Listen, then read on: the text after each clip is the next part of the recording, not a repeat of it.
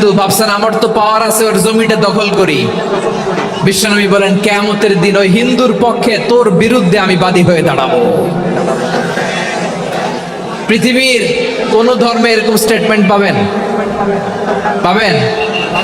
আপনি ভাবছেন আপনি নামাজ পড়লে হাজী সাহেব কপালে দাগ ফেলায় দিলে আপনি সেলসেলায় জান্নাতে চলে যাবেন না? খবরদার। বিশ্বনবী বলেন কোন সংখ্যালঘুর উপর যদি কেউ আক্রমণ করে, তার প্রাপ্য তাকে না দিয়ে যদি তাকে ঠকায়, তার উপর জুলুম করে, তার সম্পদ যদি কেড়ে নেয়, আমি নবী, তুমি মুসলিম হইতে পারো, মুসল্লি হইতে পারো, তার পক্ষে তোমার বিপক্ষে আল্লাহর দরবারে বাদী হয়ে দাঁড়াবো।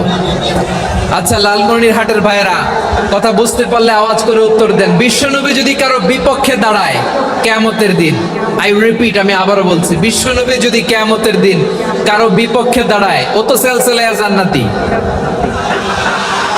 তাই না? জান্নাতি না? যে নবীর সুপারিশ ছাড়া জান্নাতের গেটও দেখা যাবে না, ওই নবী যদি বলে তোর বিপক্ষে আমি বাদী হয়ে দাঁড়াবো, ওই জান্নাতে আর ঢোকার কোনো সুযোগ আমাদের থাকবে? এখানেই শেষ না।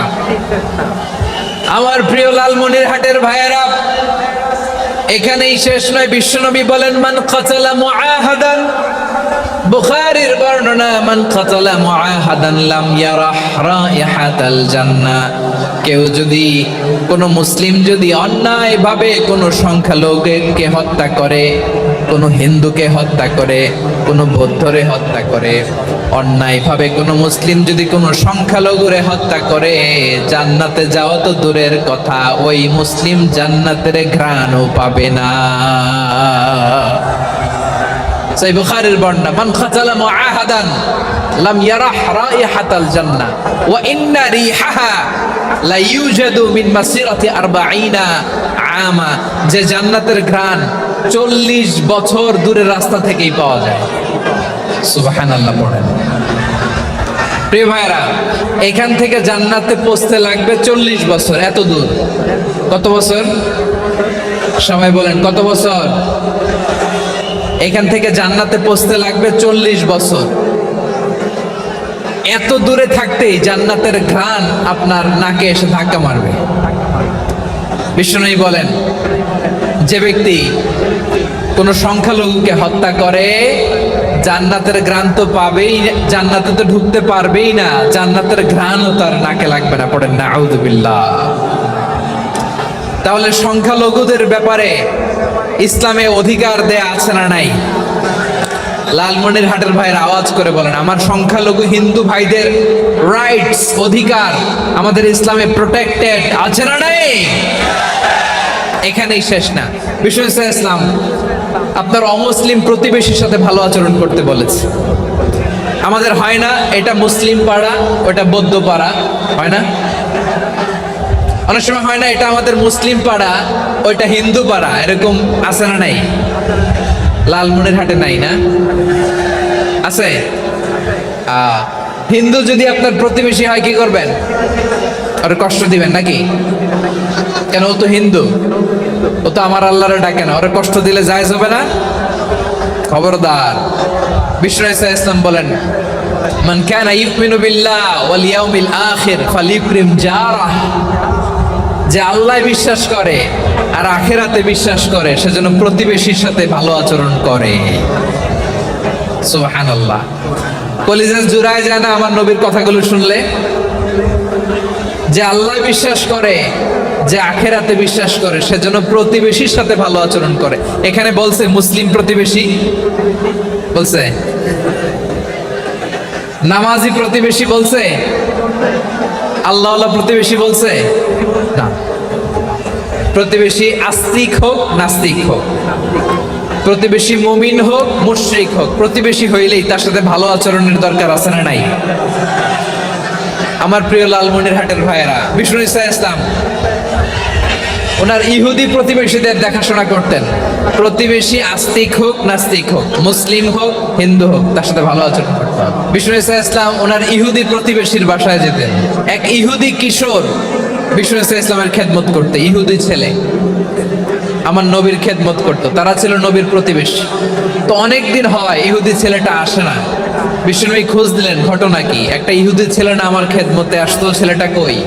খোঁজ নিয়ে জানলেন ছেলেটা অসুস্থ। বিষ্ণু ইসলাম ওই ইহুদির বাড়িতে চলে গেলেন ওই ছেলেটাকে দেখা করার জন্য, ভিজিট করার জন্য। সুবহানাল্লাহ পড়বেন না?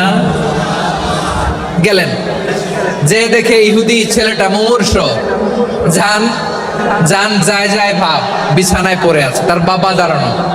বিশ্বনবী তার মাথার পাশে বসলেন, মাথায় হাত বুলিয়ে দিলেন, আর ছেলেটাকে বললেন, আসলিম, হে ইহুদি ছেলে, আসলিম, ইসলাম ধর্ম গ্রহণ করো।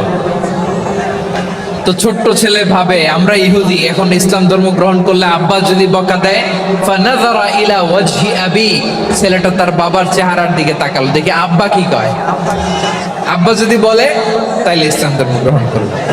ইহুদি ছেলেটা তার বাবার দিকে যখন তাকালো, ওর বাবা বলে, আতি আবুল কাসিম, আবুল কাসিম যা বলে তাই করো। আবুল কাসিম হচ্ছে বিষ্ণু ইসলামের একটা কুনিয়াত, উপনাম। আমার রাসূলের বড় ছেলের নাম ছিল কাসেম। যেমন দেখবেন আমাদের এলাকায় কারো ছেলের বড় ছেলের নাম যদি হয় আব্দুল্লাহ, এরা আব্দুল্লাহর বাপ বলে ডাকে। কারো বড় মেয়ের নাম যদি হয় ফাতেমা, এরা কি ডাকে? ফাতেমার বাপ বলে না? তো বিষ্ণু ইসলামের বড় ছেলের নাম ছিল কাসেম। ইহুদি বাবা বলল, আতি আবুল কাসেম, আবুল কাসেম যা বলে তাই শোনো, মানে মোহাম্মদ যা বলে তাই শোনো। এই কথা শুনে ছেলে সাহস পাইছে, ছেলে এবার পড়তে আরম্ভ করলো, আশহাদু আল্লাহ ইলাহা ইল্লাল্লাহ ওয়া আশহাদু আন্না মুহাম্মাদার রাসূলুল্লাহ, পড়েন আল্লাহু আকবার।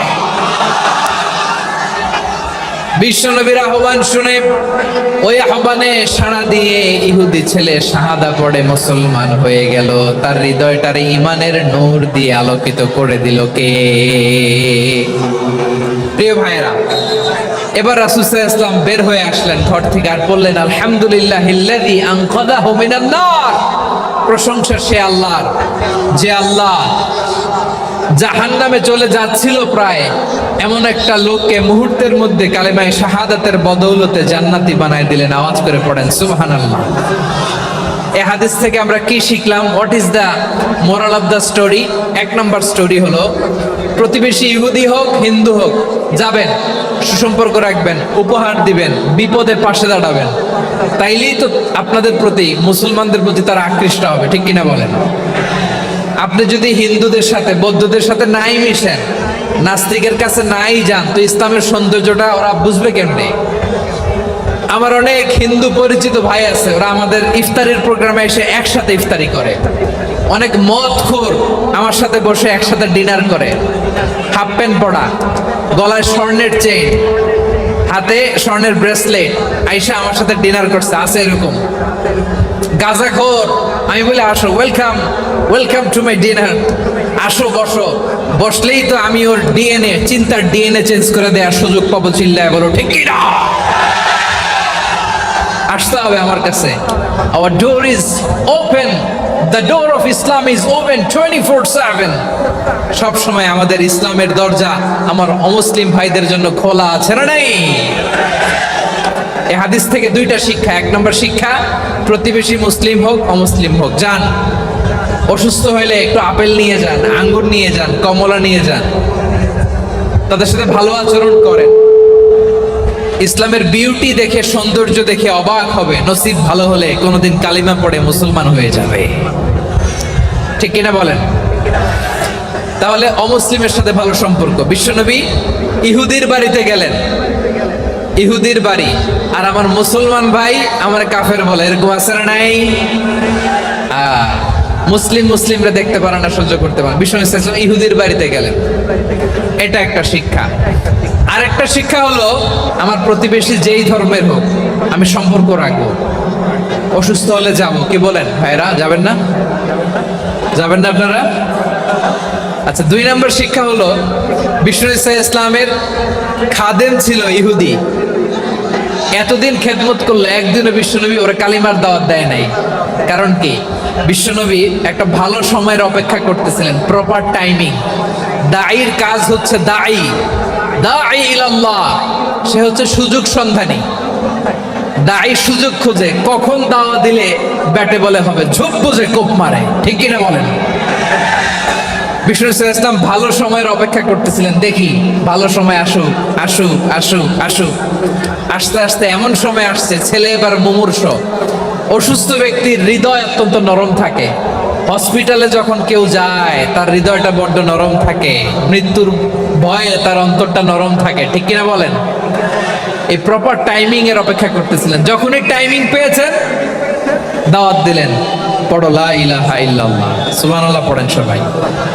তাহলে ইসলাম অমুসলিম প্রতিবেশীর সাথে ভালো আচরণ করতে বলে।